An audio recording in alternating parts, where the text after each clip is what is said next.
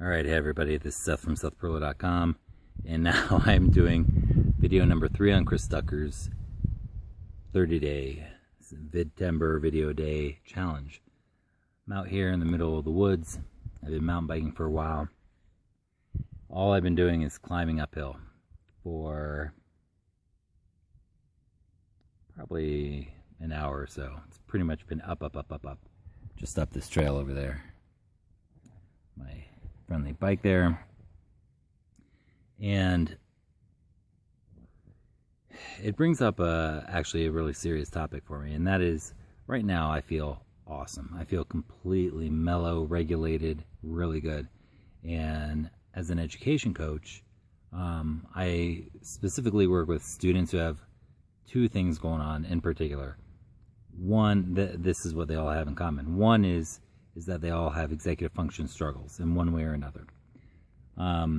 So that means that they struggle with time management, organization, turning things in, remembering what's for homework, working memory, self-starting, task persistence, continuing, following through and finishing, step-by-step details, all these things. Well, the other thing that all the students I work with have in common is that they need help with emotional regulation in some way or another. And one thing that's really been concerning me a lot lately is I have so many students who are just absolutely immersed in technology. And while technology can be a really good thing, a lot of my students sit in the basement all day long. They're not active at all. They're often the ability to walk through mental resistance and do tasks that are not something that they want to do. Now, I'm not saying that I believe in all the tasks that schools require. In fact, a lot of the homework is busy work and may be completely valueless for some students sometimes. So, but it's very important in life to be able to self-regulate and to walk through the discomfort or the displeasure of doing tasks that you don't want to that need to be done. So it really concerns me. I'm seeing more and more of my students who just do gaming or texting or internet or whatever just all the time. That's all they do. And for some reason, there seems to be a trend that a lot of these students have their bedroom in the basement. I don't think that matters, but it just, to me, compounds it that you're in a dark basement using technology all day, no sunlight, no exercise. And so the problems with school, the problems with concentration, attention, focus, follow through, knowing what's going on, knowing what's for homework, being awake, like, these things are all compounded by this situation. I don't know that I have a good solution for it. Honestly, the solutions to a lot of my kids really get very angry when their parents try to limit it.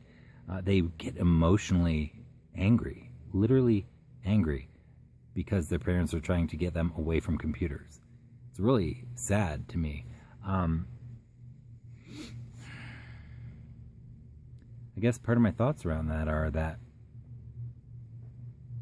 keep kids away from tech as long as possible. Literally, don't give them screen time, phones, iPads, anything as long as possible, meaning as many years as possible.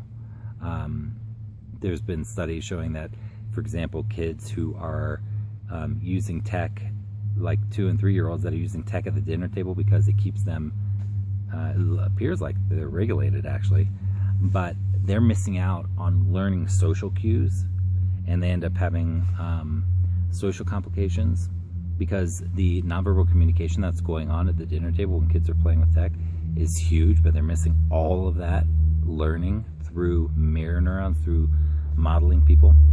Anyhow, I could literally go on and on this topic, but I think one thing is keeping the tech away from them as long as possible is important. 2, I think setting limits of not having any tech in the bedroom at all ever. If you can keep televisions, basically everything but an alarm clock, and even an alarm clock, if you can dim it so that it's so dim it's not even emitting any, hardly any light at all. But no cell phones charging in the bedroom, no computers charging in the bedroom, no laptops in the bedroom ever, no iPads in the bedroom. If you can do that and force yourself to use it at designated places, that can help limit it. And I think maybe a third thing that can be helpful is, you know, enrolling yourself, if you're a student or whatever, enrolling yourself in things that force you to be in physical activity. You are a creature that's supposed to move your body every single day. So enrolling in sports or getting into hobbies that really keep you active. So anyhow, just wanted to share that concern. Again, I don't know that I have the answers for this. It's just really concerning to me because I feel that the corrosiveness of tech on a lot of my students' lives is so substantial that I feel like it's interfering with their quality of life tremendously. And I feel like as they get older and get to a place where they can really contribute to life and create a meaningful, powerful, awesome life for themselves, that they're selling themselves short and they're investing all of these hours and hours and hours in something that has very little payoff, if any, in a lot of cases. So on that note, I do hope you're well and I appreciate your support. Take care.